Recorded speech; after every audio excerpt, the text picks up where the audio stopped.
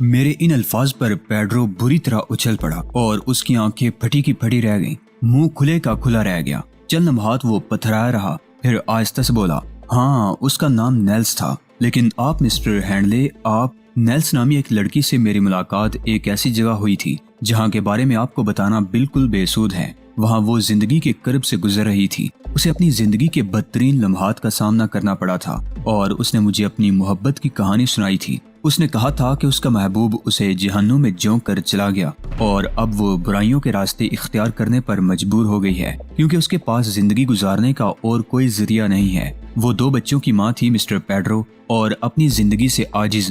اس سلسلے میں آپ کی مدد کی جا سکتی ہے مسٹر پیڈرو۔ بہتر ہے کہ آپ لباس وغیرہ تبدیل کر لیجئے۔ آئیے میں آپ کو ایک ایسے شخص سے ملاؤں جو آپ کو اس کا مکمل اور صحیح پتہ بتا سکتا ہے۔ پیڈرو نے چائے چھوڑ دی، ڈرتا ہوا چلا گیا اور چند منٹ کے بعد الٹا سیدھا لباس پہن کر میرے سامنے آ گیا۔ اس کے انداز سے شدید بے چینی کا اظہار ہوتا تھا اور وہ جلد از جلد اس شخص کے پاس پہنچ جانا چاہتا تھا جو اسے نیلس کا پتہ بتا دے۔ میں اسے اس کے فلیٹ سے باہر لے آیا اور اپنی کار میں بٹھا کر چل پڑا۔ میں نے کار سٹارٹ کر کے سست روی سے آگے بڑھا دی۔ پیڈرو کو نیلس سے ملاقات کے لیے بریف کرنا چاہتا تھا۔ اس کے انداز سے جو اضطراب ظاہر ہو رہا تھا، اسے یہ احساس ہو جاتا تھا کہ اس کے دل میں نیلس کے لیے کیا مقام ہے۔ مجھے مسرت تھی کہ میں نے بہر طور ایک ایسا کام کیا ہے جس سے دل کو شدید سکون کا احساس ہوا ہے۔ اب ایسے کام میری زندگی کا واحد سہارا رہ گئے تھے۔ جو کچھ کر رہا تھا اس میں بڑی طمانینت تھی۔ کچھ دور چلنے کے بعد میں نے پیڈرو سے کہا، میں نے اب تک جو کچھ کیا ہے یوں سمجھ لیجئے کہ اسے اپنی زندگی کا بدترین اور سیاہ دور محسوس کرتا ہوں۔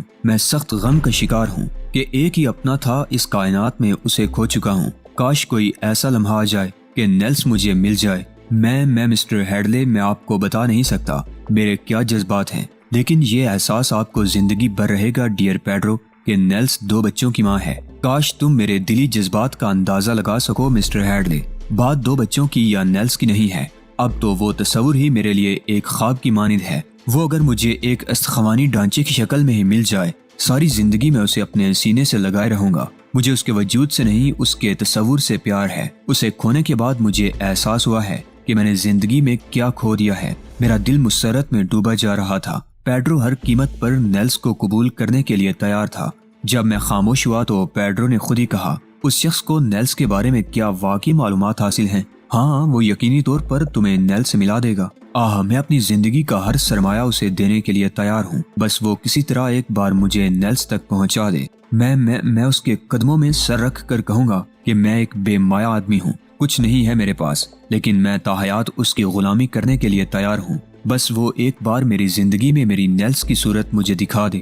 فرض کرو اگر نیلس تمہیں مل جائے تو اس کے بعد تمہارا نظریہ کیا ہوگا؟ کچھ نہیں، بس میں اپنی زندگی اس کے لیے وقف کر دوں گا۔ میں اس کے بچوں کو اپنی اولاد کی مانند پالوں گا۔ میں اپنی صبح اور شام اس کے لیے وقف کر دوں گا۔ وہ تصور بھی نہیں کر سکتی کہ میں نے اسے پہلے جتنا پیار کیا تھا اب اسے کتنا زیادہ پیار کروں گا میں۔ وہ نہ جانے کیا کیا کہتا رہا اور میں بالآخر ہوٹل پہنچ گیا۔ لفٹ سے اوپر جاتے ہوئے اس نے مجھ سے پوچھا، لیکن وہ شخص ہے کون مسٹر ہیڈلے؟ لفٹ میری مطلوبہ منزل پر رک گئی۔ میں نے لفٹ سے باہر نکلتے ہوئے کہا، میں۔ پیڈرو گردن ہلا کر آگے بڑھا، لیکن میرے الفاظ کا مفہوم اس کی سمجھ میں آیا تو وہ چونک کر رہ گیا اور سرسراتی ہوئی آواز ابھری، کیا کہا آپ نے مسٹر ہیڈلے؟ آؤ، رک کیوں گئے؟ میں نے دروازے پر رک کر ہلکی سی دستک دی اور پیڈرو میری خوش آمدید کرتا رہا۔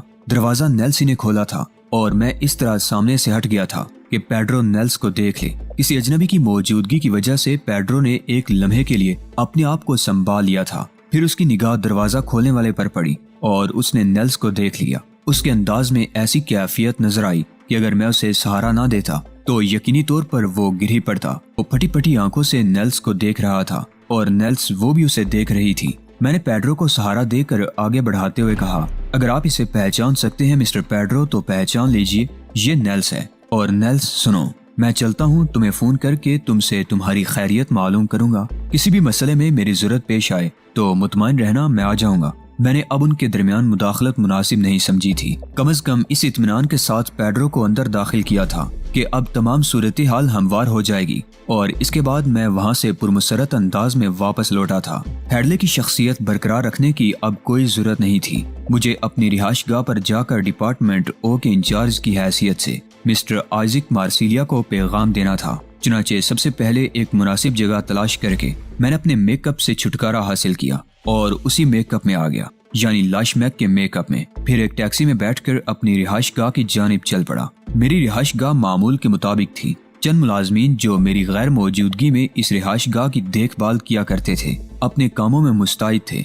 मैं अंदर पहुंच गया और इसके बाद तमाम मामलात से फारिग होकर मैंने मिस्टर आइजक मार्सिलिया से ट्रांसमीटर पर राब्ता कायम किया। कुछ देर के बाद मिस्टर आइजक मार्सिलिया से राब्ता कायम हो गया। फिर जब मैंने उसे कहा कि मैं डिपार्टमेंट ओ का इंचार्ज लाशमैक हूँ, तो आइजक मार्सिलिया के लहजे ही से यह अंदाजा होने लगा कि उस पर हिजानी कैफियत तारी हो गई है। आप कहाँ से बोल रहे हैं मिस्टर लाशमैक? अपनी रिहाइशगाह से। तो फिर आप मेरा इंतजार कीजिए, मैं आ रहा हूँ। मुझे हुक्म दीजिए मैं पहुँच जाऊँ। नहीं, मैं तुम्हारे पास आ रहा हूँ। मैंने ट्रांसमीटर बंद कर दिया। आइजक मार्सिलिया पर जो कैफियत तारी हुई थी उससे मुझे अंदाजा हो रहा था कि मेरी वापसी उसके लिए किस कदर अहमियत की हामिल साबित हुई है। उसने मेरे पास पहुंचने में भी देर नहीं लगाई। बड़े पुरजोश अंदाज में मुझसे गले मिला, जिससे मैंने कम से कम यह अंदाजा जरूर लगा लिया था कि उन लोगों के दिल में मेरे लिए कोई बुराई पैदा नहीं हुई है, बल्कि तमाम हालात मामूल के मुताबिक हैं। आइजक मार्सिलिया का चेहरा आग की तरह सुर्ख हो रहा था। उसने कहा, आप बिल्कुल खैरियत से तो हैं मिस्टर लाशमैक?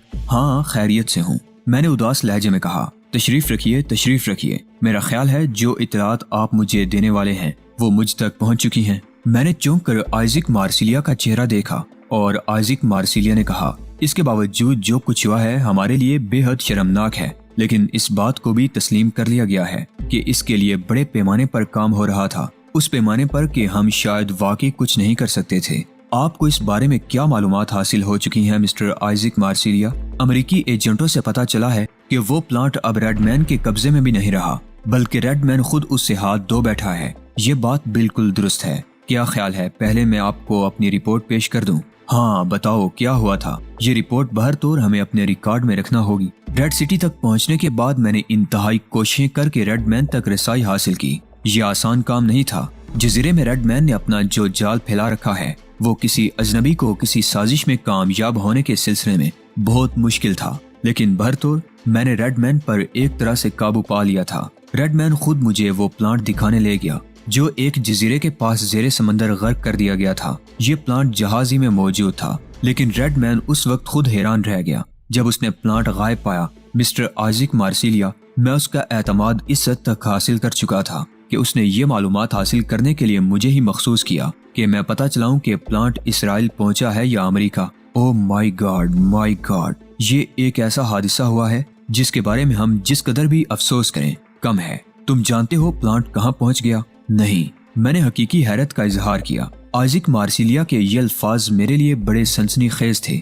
उसने बड़े दुख भरे अंदाज में कहा, पाकिस्तान। मैं शिद्दत हैरत से गंग रह गया था। मेरी फटी फटी निगाहें आइजक मार्सिलिया के चेहरे पर जमी हुई थी। मेरे मुंह से कोई आवाज नहीं निकल सकी थी और मैं शदीद हैरत की तस्वीर बना हुआ उसे देख रहा था। आइजक मार्सिलिया ने कहा, सफ़े मातम बिछ गई है हमारे हुक्काम के दरमियान। इस बात का तुम्हें इल्म है कि हम पाकिस्तान के सिलसिले में क्या क्या कुछ कर रहे हैं। ये छोटा सा मुल्क न सिर्फ हमारे लिए बल्कि बेशुमार ममालिक के लिए जिस कदर मुश्किलात का बायस बन गया है, इन मुश्किलात का कोई हल अभी तक किसी के पास मौजूद नहीं है। इसके अंदरूनी मामलात बज़ाहिर ऐसे नजर नहीं आते जिनसे ये एहसास हो कि ये दूसरों के लिए खतरा बन सकता है, लेकिन जो कुछ वहाँ से किया जा रहा है वो इस कदर परफेक्ट और सनसनीखेज है कि सुनने वाले हैरान रह जाते हैं। हमें तो यूं महसूस होता है जैसे अंदरूनी हालात का सिर्फ ड्रामा रचाया जा रहा है, वरना वो अपने तौर पर एक मुस्तहकम मुल्क है और उसकी कार्रवाइयाँ जिस कदर शानदार हैं, इसका अंदाजा तुम इस बात से लगा लो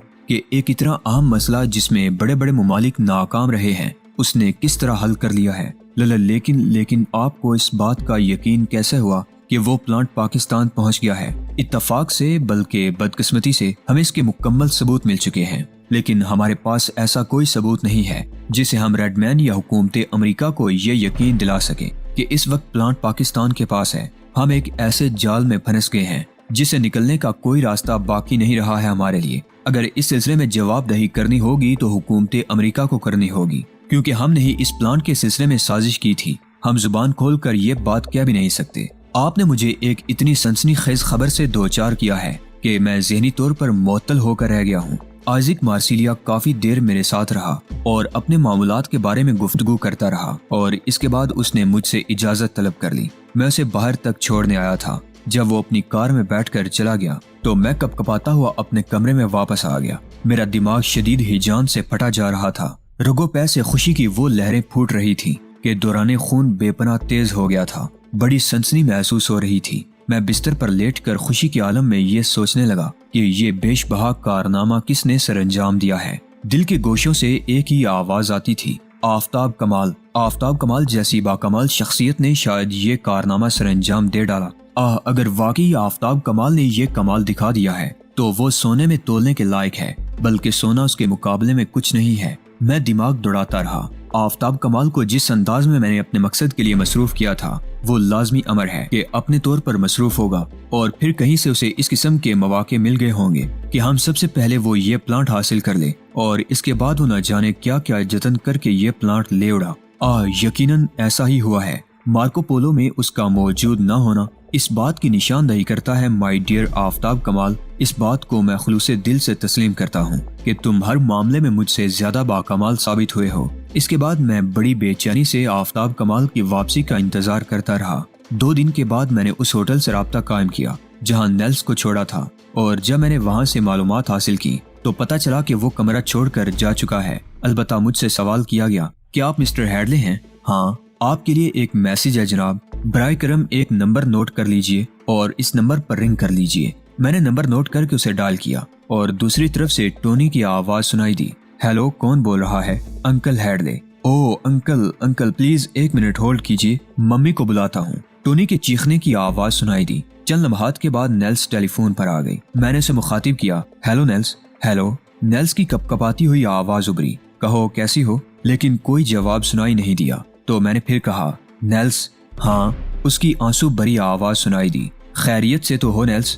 ہاں بالکل خیریت سے ہوں، بہت ٹھیک ہوں، لیکن آپ مجھ سے ملنے کیوں نہیں آئے مسٹر ہیڈلے؟ بھائی نیلس، تمہیں خود اندازہ ہے کہ میں تم سے ملنے کیوں نہیں آیا؟ کیوں نہیں آئے بتائیے؟ میں نے سوچا کہ پیڈرو کو اور تمہیں تنہا رہنے کا موقع دینا چاہیے۔ آپ کے بارے میں میرے پاس کوئی لفظ نہیں ہے۔ میں اور پیڈرو نہیں کہہ سکتے کہ ہم آپ کو کیا کہہ کر مخاطب کریں۔ اگر کسی انسان کو پوجنے کی حد تک چاہا جائے، کسی کو اپنا رہنما، اپنا دیوتا تسلیم کیا جائے، تو وہ آپ ہیں مسٹر ہیڈلے۔ میں شدت جذبات میں اس قدر ڈوبی ہوئی ہوں کہ صحیح الفاظ کا استعمال بھی نہیں کر سکتی۔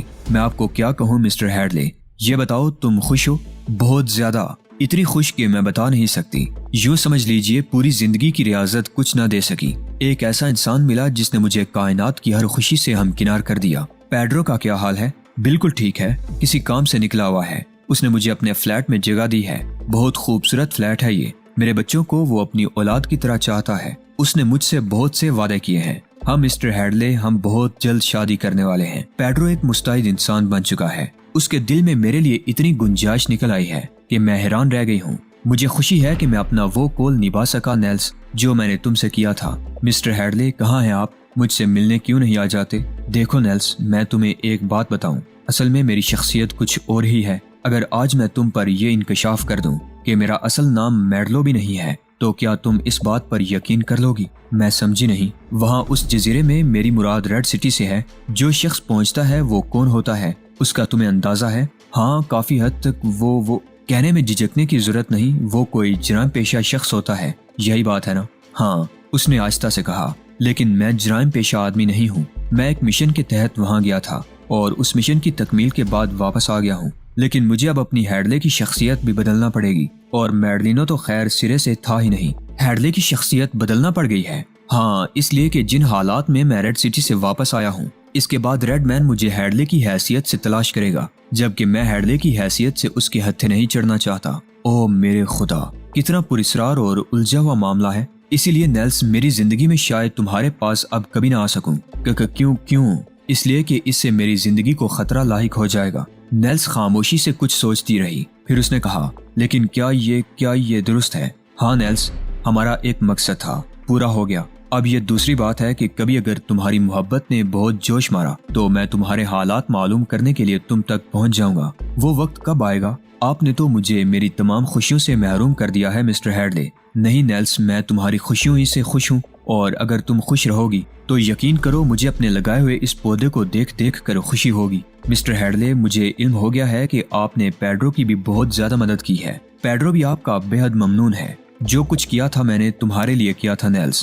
पेड्रो के बारे में मुझे कुछ मालूमात नहीं थी। तुम कितने अजीम इंसान हो हैरले। मैं हमेशा तुम्हारी पूजा करती रहूंगी। तुमने वहाँ रेड सिटी में मुझे नस्वानियत का पहला वकार बख्शा था, वरना मेरे बदन के तलबगार तो बहुत से हुआ करते थे। जो भी आता था मुझे चंद सिक्के देकर मेरी जिंदगी लूटने की कोशिश करता था। मुझे एक मैं तुमसे कोई गलत लफ्ज नहीं इस्तेमाल कर सकती। यूं कह सकती हूँ कि मुझे इंसान समझते हुए ना इस्तेमाल किया जाता था, लेकिन तुमने मुझे पहली बार औरत का एहसास दिलाया। तुमने मुझे पहली बार दोबारा औरत बना दिया और मुझे एतमाद बख्शा। मैं तुम्हारी बेहद शुक्रगुजार हूँ। अब इन बातों को भूल जाओ नेल्स। वक्त गुजर जाता है और गुजरा हुआ वक्त बहुत सी यादों को जहन से खुरच देता है। मुझे यकीन है कि पेड्रो तुम्हारी इज्जत भी करेगा और तुमसे मोहब्बत भी। हाँ, वो ऐसा ही कर रहा है। ओके, कैसे कह दूं इसके बाद तो अच्छा मुझे अपना फोन नंबर ही दे दे मिस्टर हैडले। नहीं नेल्स, सॉरी, मैंने कहा और इसके बाद टेलीफोन का सिलसिला मुनक़ता कर दिया। मुझे कम से कम अंदाजा हो गया था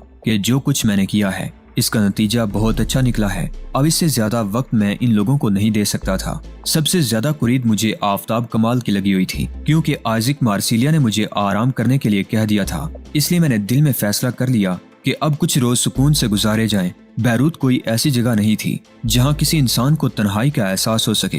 होटल, नाइट क्लब और दूसरी तफरी गाहें सब कुछ मौजूद थीं, लेकिन इसके अलावा यहाँ के हालात, बहुत से ख्यालात दिल में आए। फिर उस दिन मैं एक रेस्टोरेंट में बैठा हुआ था कि एक खूबसूरत सी लड़की मेरे करीब आ पहुंची। बड़ा बोंडे किस्म का मेकअप किया हुआ था, जिससे ये अंदाजा होता था कि वो मेकअप करने की आदी नहीं है। पता नहीं क्यों उसे इसकी जरूरत पेश आई थी।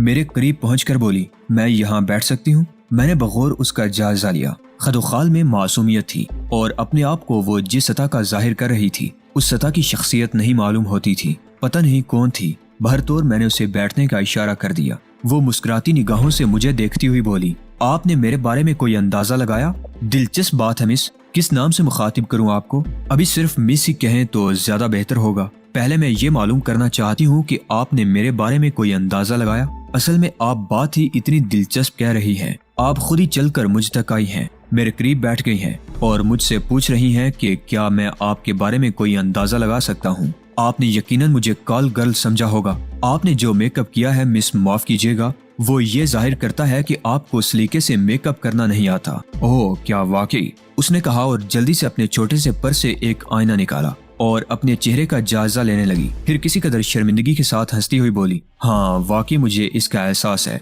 मुझे मेकअप करना नहीं आता। तो फिर आपने ये मेकअप क्यों किया? आपके लिए? क्या मतलब? आप लाशमैक है ना? उसने कहा और मैं चौंक कर उसे देखने लगा। फिर मैंने उसे कहा, आप जो बातें करना चाहती हैं क्या इसके लिए ये जगह मौजू है? तो फिर अब नाम भी बता दीजिए अपना। अलीजा हाशमी, उसने जवाब दिया। मुसलमान है? जी, यकीनी तौर पर ताल्लुक फलस्तीन से होगा। हाँ, और लाशमैक को आप किस हैसियत से जानती हैं? एक इसराइली एजेंट की हैसियत से। एक फलस्तीनी दोशीज़ा इस अंदाज में एक इसराइली एजेंट से मिलती है तो क्या ये एक ताजुब खेज बात नहीं है? यकीनन है। खैर, अब आप ये बताइए कि मैं आपकी क्या खिदमत कर सकता हूँ। आपके लिए एक बहुत अहम इत्तला है मेरे पास और यूँ समझ लीजिए मैं यही इत्तला देने आपके पास हाजिर हुई हूँ। ताजुब की बात है। मैंने इधर उधर देखा, फिर आहिस्ता से बोला, मिस अलीजा हाशमी जी, क्या इत्तला है? क्या आप दानिश ज़ारी नामी किसी शख्स को जानते हैं? दानिश ज़ारी? नहीं, ये नाम मेरे लिए नया है। अच्छा, ये बताइए फिजा जैबी से वाकिफ हैं?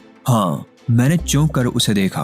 तो बस यूं समझ लीजिए मैं जिस सिलसिले में आपसे मिली हूँ वो फिजा जैबी ही से ताल्लुक रखता है। मैं किसी कदर इज़्तिराब का शिकार हो गया था। ये नाम मेरे लिए बड़ी हैसियत का हामिल था। फिजा जैबी से बहुत अरसे से मुलाकात नहीं हुई थी, लेकिन न जाने क्यों उस लड़की से मेरा ज़हनी रब्त कायम हो गया था। मैंने अतराफ के माहौल को पुरसुकून पाकर कहा, तो फिर बताइए क्या पैगाम है दानिश ज़ारी का मेरे लिए, और फिजा जैबी से इस पैगाम का क्या ताल्लुक है? दानिश ज़ारी इस वक्त स्पेन में है और वो आपको भी स्पेन ही में देखना चाहता है।